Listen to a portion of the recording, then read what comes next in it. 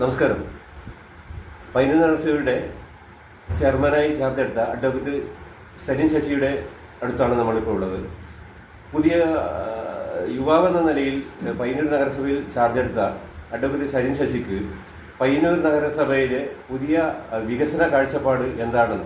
ആദ്യമായി ചാർജ് എടുത്തതിന് ശേഷം എന്ത് വികസനമാണ് ചെയ്യാൻ തുടങ്ങുന്നതെന്ന് ഒന്ന് വ്യക്തമാക്കി. പയ്യന്നൂർ നഗരസഭയിൽ നിലവിലെ നഗരസഭാ കൗൺസിലിൽ തുടങ്ങി വെച്ച ഒട്ടേറെ പ്രവർത്തന പദ്ധതികളുണ്ട്.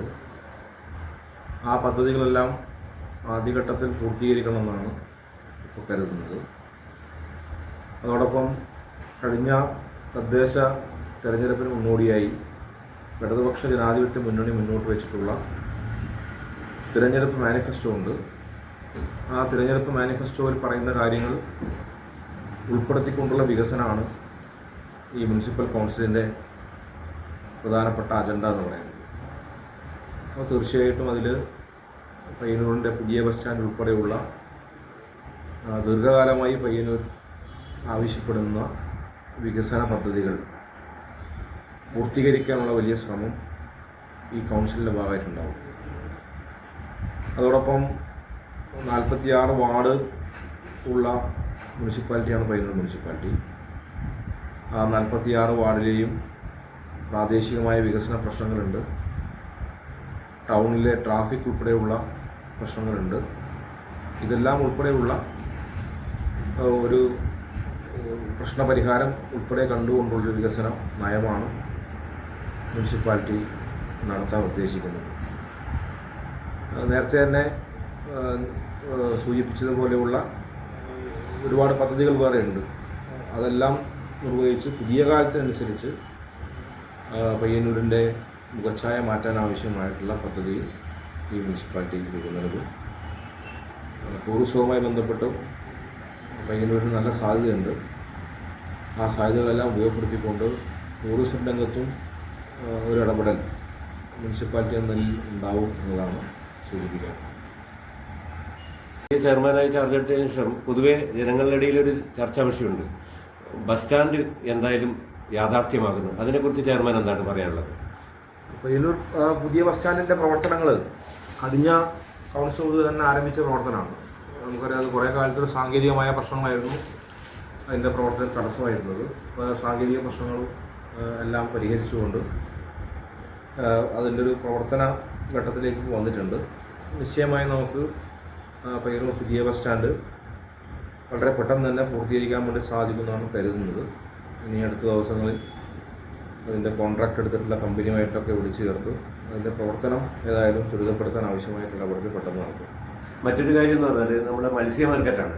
മത്സ്യ മാർക്കറ്റ് നല്ല മത്സ്യ മാർക്കറ്റ് തന്നെ ഉണ്ടെങ്കിൽ കൂടിയും മറ്റ് നമ്മളിപ്പോൾ തളിപ്പറമ്പായാലും പിലാത്തറയായാലും മറ്റുള്ള അടുത്ത സ്ഥലങ്ങളിലൊക്കെ ആയാലും ഒരു സജീവത അവിടെ ഇല്ല എന്നുള്ള സാധാരണക്കാരുണ്ട്. ഇപ്പം നമുക്കൊരു മത്സ്യം വാങ്ങുമ്പോൾ അവിടെ രാവിലെ പോയി 4 മണിക്ക് പോയാൽ പിന്നെ മത്സ്യമില്ല, മത്സ്യങ്ങളൊക്കെ വേറെ ഒക്കെയോ വിൽക്കുന്നത്.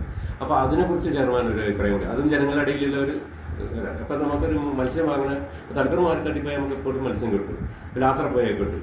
അപ്പോൾ അവിടെ പോയാൽ രാവിലെ 7 മണി കഴിഞ്ഞാൽ പിന്നെ ആരും ഇല്ലാത്ത ഒരു അവസ്ഥയാണ്. അതിന് ഒരു ചെയർമാൻ ഭാഗത്ത് എന്താണ് ഒരു കാഴ്ചപ്പാട് അതിനെക്കുറിച്ചിട്ടുള്ളത്? മത്സ്യ മാർക്കറ്റിൻ്റെ പ്രശ്നം ഇപ്പോൾ വന്നതല്ല, നേരത്തെ ഉള്ള മാർക്കറ്റിൻ്റെ കാലത്തെ പ്രശ്നമുണ്ട്. കുറേ കൂടി വികേന്ദ്രീകൃതമായി നമ്മുടെ നാട്ടിൽ ഈ പറയുന്നതുപോലെ മത്സ്യ മാർക്കറ്റുകൾ പ്രവർത്തിക്കുന്നു എന്നതുകൂടിയാണ് നമ്മുടെ മത്സ്യ മാർക്കറ്റിനെ ബാധിക്കുന്നൊരു കാര്യം. ആളുകൾ പ്രാദേശികമായിട്ട് മത്സ്യം വാങ്ങുന്നു, അതുകൊണ്ട് അവർ കൂടുതലായിട്ട് ടൗണിനെ ആശ്രയിക്കുന്നില്ല. അങ്ങനെ വരുന്ന ഘട്ടത്തിലാണ് പൊതുവിൽ മത്സ്യ മാർക്കറ്റ് ചുരുങ്ങിയിട്ടുള്ളത്. അപ്പോൾ അത് ഒരു ടൗൺ വികസനത്തിൻ്റെ ഭാഗമായിട്ട് എന്ത് ചെയ്യാൻ സാധിക്കുന്നുള്ളതൊക്കെ ഒരു കൂട്ടായി തീരുമാനമെടുക്കേണ്ടതാണ്. ഏതായാലും അതുമായി ബന്ധപ്പെട്ട് ഒരു കാര്യമായി ഒരു ഇടപെടൽ നടത്തി ആ മത്സ്യ മാർക്കറ്റിൽ അങ്ങനെ ഒരു പ്രവർത്തനം സംഘടിപ്പിച്ച് മുന്നോട്ട് പോകാൻ സാധിക്കുമോ, കുറേ കൂടി ആളവിടെ എത്തിക്കാൻ വേണ്ടി പറ്റുമോ എന്നൊക്കെയുള്ളത് ഒരു ഇടപെടൽ നടത്തേണ്ട വിഷയമാണ്. അതിനകത്തൊരു ശ്രമം മുനിസിപ്പാലിറ്റിയുടെ ഭാഗത്തുണ്ട്. ഇപ്പം ബൈപ്പാസൊക്കെ ഏകദേശം ടാർ ചെയ്ത് ഗതാഗതമൊക്കെ ആക്കി. പക്ഷെ എങ്കിലും പയ്യന്നൂർ നഗരത്തിൽ ട്രാഫിക് പ്രശ്നങ്ങളുണ്ട്. പല മുമ്പൊക്കെ എടുത്ത തീരുമാനങ്ങളൊക്കെ ഫലം കാണാതെ പോകുന്നുണ്ട്. അതിന് ഭരണകൂടത്തെ കുറ്റം പറഞ്ഞിട്ട് കാര്യമില്ല. പക്ഷെ അതിന് പുതിയ എന്തെങ്കിലും ഒരു നടപടികൾ എടുക്കാൻ ചെയർമാൻ കഴിയും. ട്രാഫിക്കുമായി ബന്ധപ്പെട്ട് ഇപ്പോൾ പയ്യന്നൂരിലെ എല്ലാ ടൗണും അനുഭവിക്കുന്ന പ്രശ്നം എന്ന് പറയുന്നത് പഴയ ടൗണാണ്. ആ പഴയ ടൗണായതുകൊണ്ട് തന്നെ റോഡിൻ്റെ വീതിയൊക്കെ കുറവാണ്. അപ്പം അങ്ങനെയുള്ള ചില പ്രശ്നങ്ങളാണ് കുറേ നഗരത്തിലെ ട്രാഫിക്കിൻ്റെ ഒരു പ്രധാനപ്പെട്ട കാരണം എന്ന് പറയുന്നത്. മറ്റൊന്ന്, അനിയന്ത്രിതമായി വാഹനങ്ങൾ പെരുകുന്നു. എല്ലാവരും ഇപ്പോൾ സ്വന്തം വാഹനത്തിൽ ടൗണിലേക്ക് വരുന്നില്ലാണ് വലിയ ഈ ട്രാഫിക് പ്രശ്നത്തിൻ്റെ ഒരു പ്രശ്നം എന്ന് പറയുന്നത്. അത് പരിഹരിക്കാൻ ശാസ്ത്രീയമായ മാർഗ്ഗമാണ് തേടുന്നത്. അതോടൊപ്പം തന്നെ ഇപ്പോൾ MLA ഇടപെട്ടുകൊണ്ട് പയ്യന്നൂർ സെൻട്രൽ ബസാർ ഉൾപ്പെടെ അവിടെ സിറ്റി റോഡ് ഇമ്പ്രൂവ്മെൻറ്റിൻ്റെ ഭാഗമായിട്ട് നവീകരിക്കാൻ വേണ്ടി പോവുകയാണ്. അപ്പോൾ കുറേയേറെ പ്രശ്നങ്ങൾ അവിടെ പരിഹരിക്കപ്പെടും. മറ്റു പ്രശ്നങ്ങളെ സംബന്ധിച്ച് സൂചിപ്പിച്ചതുപോലെ ശാസ്ത്രീയമായ പഠനം നടത്തി നമുക്ക് എങ്ങനെയാണ് ഈ ഗതാഗത കുരുക്ക് ഒഴിവാക്കാൻ വേണ്ടി സാധിക്കുക എന്നുള്ളത് സംബന്ധിച്ച് ഒരു ഇടപെടലുണ്ടാവും.